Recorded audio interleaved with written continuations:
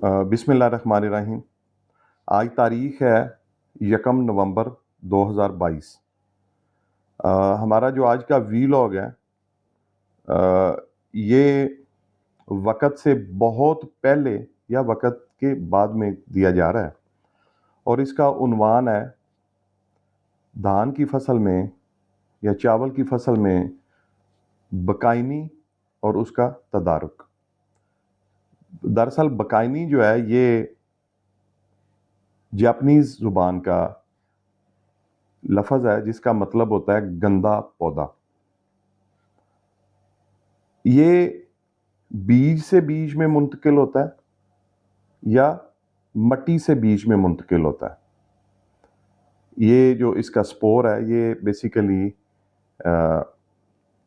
Fungal disease है और ये सीड बॉर्न हो सकती है या सॉइल बॉर्न हो सकती है। बकाइनी की बात हम कर रहे हैं। इसकी जो अलामात हैं वो ये हैं कि चावल का जो मुंजी का पौधा है, धान का पौधा, वो थोड़ा लंबा होता है, अपना रंग थोड़ा सा पीला करता है और लंबा होके सूख जाता है और उसकी जो नीचे वाली पहली गांठ है उसके ऊपर रेशे भी निकलते हैं, जड़नुमा रेशे निकलते हैं।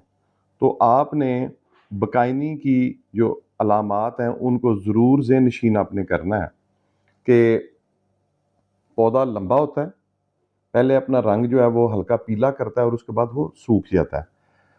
बकाइनी इंतहाई इब्तदाई मरहले पर भी आ सकती है और गोब की हालत के आने तक भी ये परसिस्ट कर सकती है, वहाँ पे भी ये आ सकती है।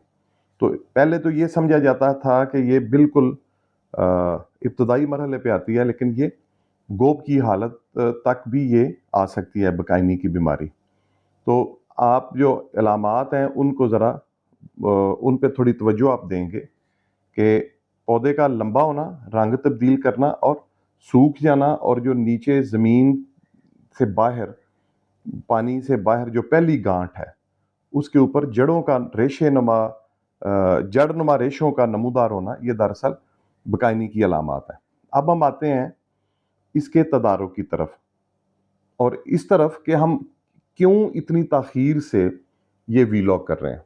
हमें ये दरअसल बताना पहले चाहिए था, लेकिन इसमें IARI या ICAR, Indian council of agriculture research, और उनका आगे अदारा है IARI, Indian agriculture research institute. ये उनकी एडवाइजरी है जो मैं आपके साथ शेयर करने जा रहा हूँ।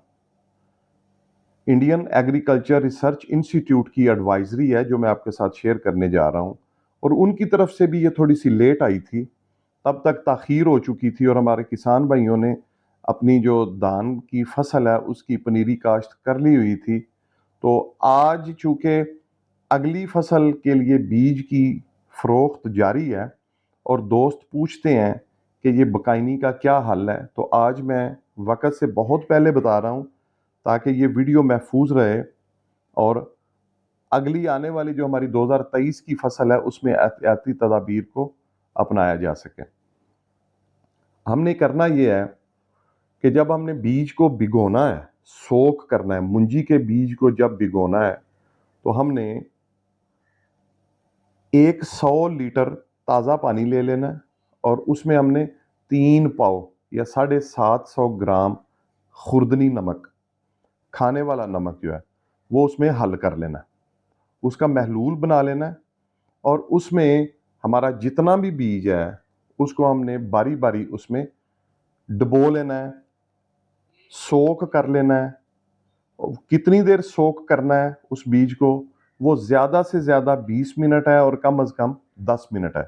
तो आप यूँ कीजिए कि आप 15 मिनट तक अपने बीज को बैग के अंदर ही उस नमक वाले पानी में भिगो लें और अच्छी तरह हिलाएं ताकि उसके अंदर तक चला जाए, नमक वाला पानी हर एक बीज को लग जाए। तो आप एक थैला डालेंगे, 15 मिनट बाद उसको बाहर निकाल लेंगे, फिर उसी पानी में आप दूसरा थैला डालेंगे और उसको बाहर निकाल लेंगे और यूं आप अपना सारा बीज जो है उसको नमक वाले पानी के साथ ट्रीट कर लेंगे।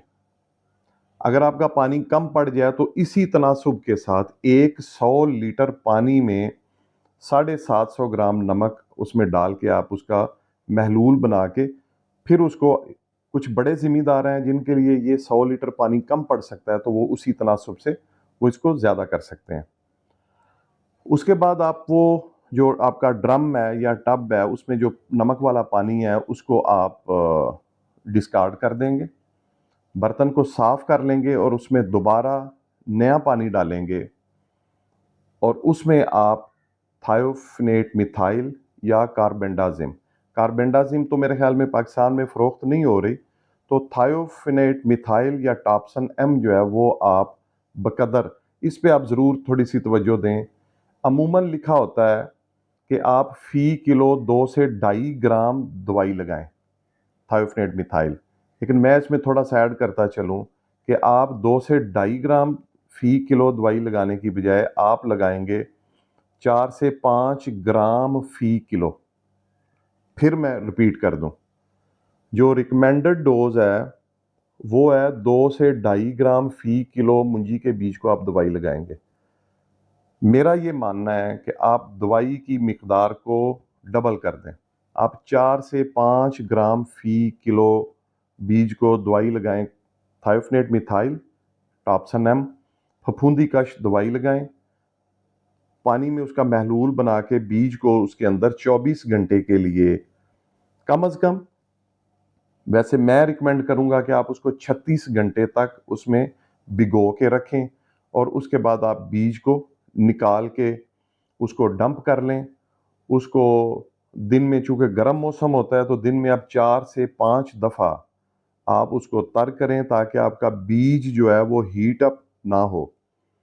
और नक्का फूटने पर, जैसे ही उसकी जर्मिनेशन जो है वो इनिशिएट हो जाए, नक्का फूटने पर आप उसका छटा कर दें। तो ये 2 अमल करने से आपके खेत में जो बकाइनी वाले पौधे हैं उनका तनासुब जो है वो बिल्कुल कम हो जाएगा। 100% गारंटी नहीं दी जा सकती कि ये लगाने से आपको 100% इससे तहफ़्फ़ुज़ मिल जाएगा, लेकिन आपको शायद 99.5% आपको इससे तहफ़्फ़ुज़ मिल जाए।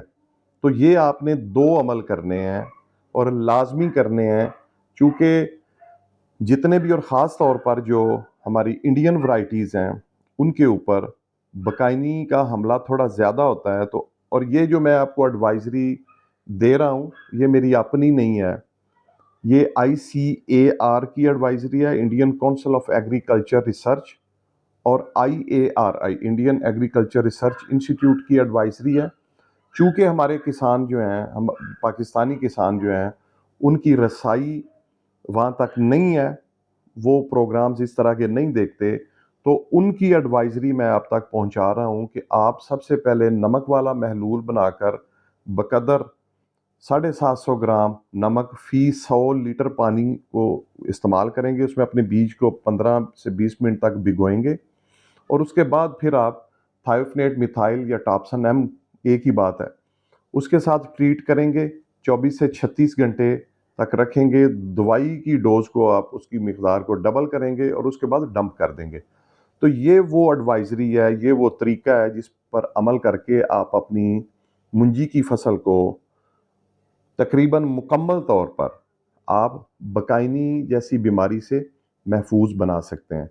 इस पे आप ज़रूर अमल कीजिए और आइंदा साल आपको इसके बहुत अच्छे रिज़ल्ट मिलेंगे। ये कम खर्च है, बाला नशीन है, इस पे आपकी ज़्यादा कॉस्ट जो है वो नहीं आएगी, कॉस्ट इफ़ेक्टिव है। तो इस पे आप ज़रूर अमल कीजिए। अल्लाह ताला हम सब का हामी और नासिर हो। अल्लाह हाफ़िज़।